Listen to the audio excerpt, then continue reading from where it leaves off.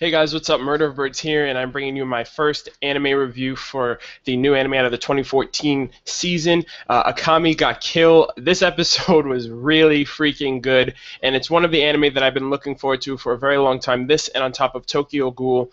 Unfortunately, I'm not going to be able to review Tokyo Ghoul because it's not on Crunchyroll, but thankfully we got Akame got killed on Crunchyroll, and this first episode was really awesome. I didn't really know what to expect. I knew there was along the lines of gore and very graphic sceneries and stuff like that pertaining to the second half of the episode, but ultimately it was a very great first episode, and I'm really looking forward to it. So the beginning of the episode was actually really awesome. It's a really cool intro with the giant earth dragon that comes out of the ground, and I was like, holy shit, this is pretty awesome. We get introduced to this really badass character, Tatsumi, who at first I thought he was going to be like kind of like a wimp, kind of like a, you know what I mean, like someone who had to, have people around him to so that way he can carry on and stuff. But he's actually very fierce, he's confident, he's combat skilled, and he was able to take down the dragon right off at the bat. So I was looking forward to like a very bright and righteous, start of the episode, because he has a really strong sense of righteousness with the fact that he wants to, join the military, work up a reputation, and eventually save his village from poverty, because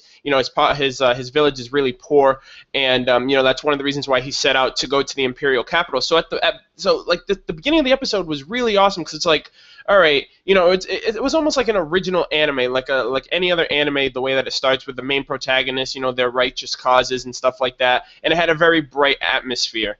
The one thing that I do say that he does lack in terms of being confident, being skilled, and being very independent is that he's very gullible, because he shows up right into the city, and the first thing he does is, willingly and wholeheartedly believes a complete stranger, and he ends up getting swindled by this busty blonde babe for all of his money. And then afterwards, he ends up, claiming that he's a skeptic to everything, and then he ends up, following that little girl to her house because he's like sleeping on the streets. So, the first part of the episode was really great, really awesome. But one of the things that ended up developing, that we found out, was that the city, the imperial capital, was very smoke and mirrors-esque.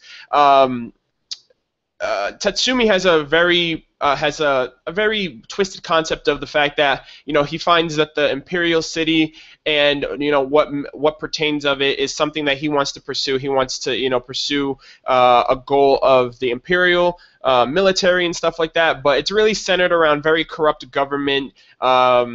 Shady people, shady business. It's all about money and power, and money and power, one of the two things when put together lead to corruption, lead to greed, and all that stuff. And we're introduced to a group of assassins known as the Night Raid, who are the ones who pretty much take things into their own hands because of the fact that the corruption is getting out of hand. People are being wrongfully treated. Especially Tatsumi's village, with the village being highly taxed because of the corrupt government, because of the corrupt, the corrupt behaviors of the imperial capital. So those are the first things that we get to, the first half of the episode.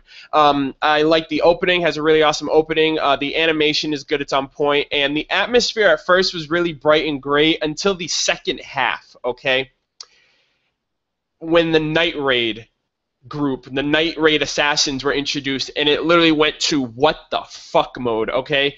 Instantaneous deaths left and right, and you don't know, you're like, who, what, why are these people doing this? And like, you feel for this family of people, the group of the rich, prosperous family that took in Tatsumi, who was living on the streets at the time because, his whole situation. And it's like, okay, these people are really nice, they're really presentable, they seem like good Samaritans, taking him in, letting him, feeding him and housing him. And then you see the Night Raid, and you see them as like this negative, this bad group, because it's like, you just showed up into this house, the girl with the purple hair with the scissors just cut the mother, I think, in half, and it's like there's just blood everywhere. It just went from gore, like it went from happy-go-lucky to fucking gory, gritty, gruesome, and like from 0 to 100 in like 10 in like fucking half a second, and it was nuts. And that's one of the things that I was just like, oh my god, like I didn't know what to expect. It was just so freaking awesome, the first half and what it pertained to, and then it just switches up on you like that, like the crazy ass plot twist as well. So we get introduced to the night raid, and we just see how crazy these guys are. They're just mercilessly killing the guards. They're mercilessly killing the family. The mother got cut in half by that girl with the scissors. The father gets freaking strangled to death by that blonde girl. I think her name was Leone. I think like she has like the cat ears or the wolf ears or whatever. He gets strangled to death, and then it looks like the main leader, Akame. She has a very methodical mindset of you're a target. You're not a target. Eliminate you, not eliminate you. You know what I mean? So it's kind of like I felt like she was somewhat robotic because of the fact that she didn't really act on emotion. She just act on purpose. Like I have to kill these people versus Tatsumi, you're in the way, get out of the way. So she is a lord. She's a really awesome swordsman. There was also that guy that was in armor who pierced one of the guards with his spear, and it went through his chest. I'm like, dude, why the hell are they just randomly killing these people? Like, it doesn't tell you anything, and it's just like you're just thrown into this situation where you feel bad for this family at first, and you're like, oh, this freaking group is a piece of shit. They're a piece of shit group. They're assassins. They just like killing and stuff.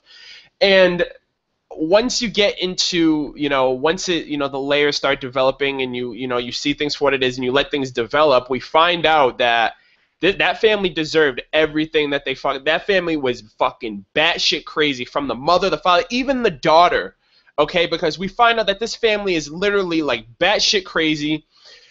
Tatsumi is protecting this girl, and rather than just kill the girl, they let him see it for himself. Like the little shed that they had in the back of all the decapitated freaking bodies, the people that were tortured and killed, amongst which Tatsumi's friends who originally left with him, and then they ended up getting separated. They ended up getting captured, and I was pissed off too, because it's like I really wanted to see them, because judging by Tatsumi's behavior, judging by his skill, and judging by his confidence, I was really hoping that we could have some really cool supporting characters pertaining to Seiyo and Liasu, like the boy and the girl that came with him.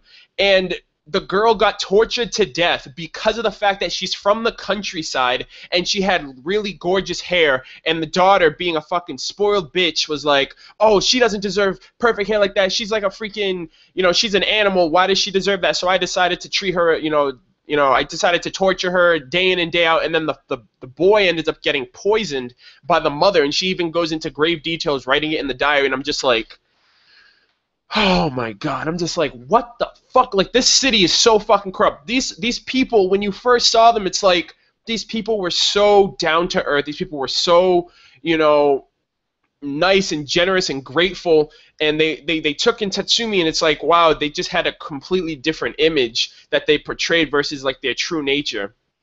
So I'm honestly glad that the entire family ended up getting butchered, and fucking good shit for Tatsumi. He ended up avenging his fallen friends. They ended up dying. The boy died in his arms, and the girl ended up tortured to death. He just walks up to the girl, takes out his sword, and just slashes her, and that bitch deserved that. I don't give a fuck. But now it's like, now I don't really know what's going to happen, because it's clear, it's evident that, Night Raid along with Tatsumi are going to try to cleanse the capital of this corruption. Clearly that's what the idea is, because he's like, he had no idea what to expect when he went into this. So that's what I'm guessing, and I'm guessing the next episode we're going to get a little bit more story based on, like, the individuals who are a part of the guild. We saw that guy in the armor, Akame, Leone, the girl with the wolf arms and like the ears or whatever, the girl that pretty much swindled him at the beginning. We saw the girl with the scissors, the girl with the shotgun, with the sniper, with the rifle that shot one of those guys for running away, and we saw a few other members. So I'm guessing we're going to get a little bit more depth in between the characters and, what the guild's overall mission statement is. But that city's fucked up. And this was a really good episode, and how it just switched up on you from happy-go-lucky, a bright, righteous start, like how the anime started, to where it ended up, with the grittiness and the gore and the dark atmosphere, how it changed on you like that. And it was just a very good episode overall. And I am very excited, very looking forward to this anime, just because I feel like for the past 2 seasons, since like Attack on Titan, we haven't gotten something this gritty, something this gruesome in a very long time. And I personally enjoy like this kind of genre as well. So let me know what you guys thought about this episode, about the the intro for this anime. I don't read the manga, but I know the manga is like batshit crazy as well. There's probably a little bit of censorship in this anime as well, but it was good all around. So yeah, let me know what you guys felt about the episode, what you guys liked about it, what you're looking forward to, all that stuff. Also, be sure to like and subscribe if you haven't already. I greatly appreciate that as well. But that's all I've got, and I will catch you guys next week for episode 2. Take care.